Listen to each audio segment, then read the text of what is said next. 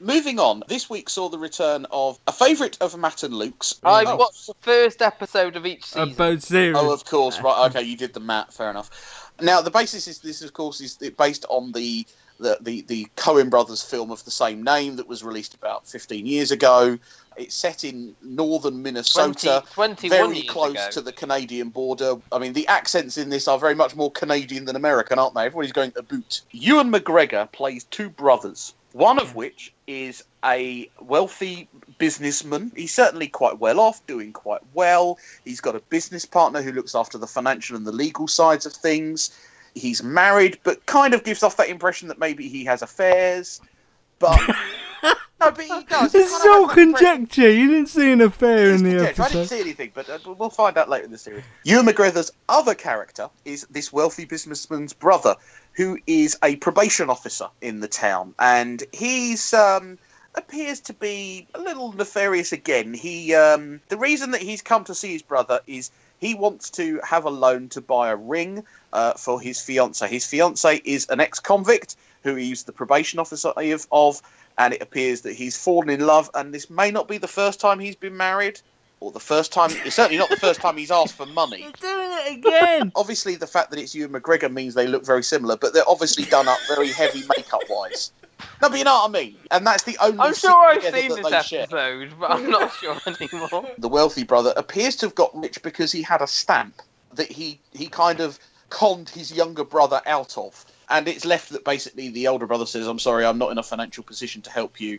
And the younger brother decides, well, that's it. And he tries to get one of his ex-cons to steal the stamp. It's at that point that everything goes a little bit wrong. And that kind of happens in other series of Fargo that I've watched, that there's a good intention and it just goes wrong. And that's how we end up with the police being involved right at the end of this episode. The ex-con gets the address wrong. He loses the bit of paper with the address on it that he was given. And he finds somebody else in the local area with that name. And instead of going to the older brother's house to rob him, he ends up going to this bloke who happens to be It's the similar father of a first police name, officer. isn't it? Because Ewan McGregor's called Emmett, and this guy's called Ennis. And he kills him and steals some stamps from his drawer. When he then brings the stamps to the probation officer's house, there's an altercation there, and it ends with him being killed by the probation officer's new fiancée by managing to work out that if at the right time she pushes the air conditioning unit out of the window or the heater, she can make it land on him and therefore kind of killing him. The guy who the air conditioning unit fell on, the guy he killed was the father of the policewoman that's investigating him. I'll go to Matt first, Oh, as, like me, someone who's not seen a lot of Fargo. No. What did you make of this first episode, if it is a standalone, as Luke says? I don't know.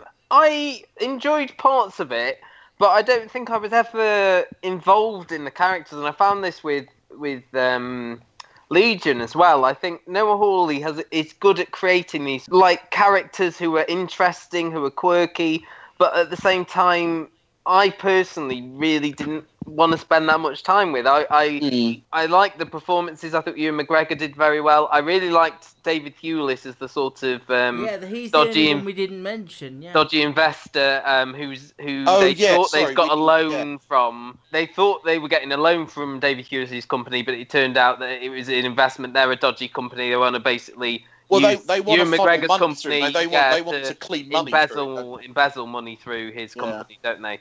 I thought he was good. I liked Mary Elizabeth Winstead as the girlfriend Nikki, who's very good at playing poker. The only No, it was Bridge. Bridge, sorry. But I think the sort of sympathetic character that we're meant to be drawn to is the female sheriff, but I just found her a bit dull. And those that's the thing.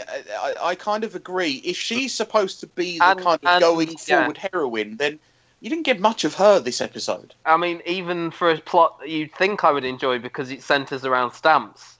There wasn't. I do think it would be a bit of a busman's holiday. Busman's holiday, that might be it. But no, I appreciated it, but I felt I was watching it from a distance, if that makes sense. I echo a lot of what Matt said, and I would say that I think it was about 15 minutes too long to pique my interest. I felt very disconnected from it, and I don't think I'm going to watch another episode, I'm afraid. I think the problem with this series, for me having watched the first two, is it's kind of going through the Fargo motions a bit. So somebody's killed, to solve some problem, and then those people have to go on the run, and then it gets a bit tangled up. Well, that's how the film was really going back to that.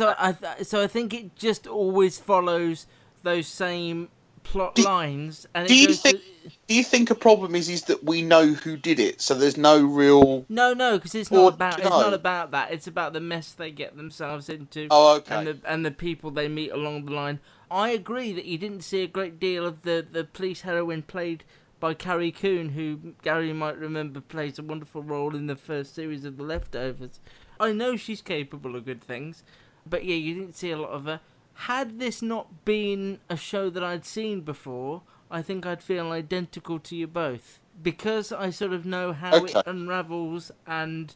You know the formula. Yeah, but also I think because I know the formula is why I didn't enjoy it so much in a funny way as well. It's weird. It's got going through the motions. I don't know where it's going to go. The second series of Fargo blew my mind, and if there is a writer's strike, somebody needs to watch that because it was really good. But this just seemed like it was doing similar things again. I am going to keep watching because I find it an easy watch, even though I agree with you. I wasn't as invested this time as I had been previous times, but I think it is also a show that takes some time for you to get into. I might let the episodes build up and join it when...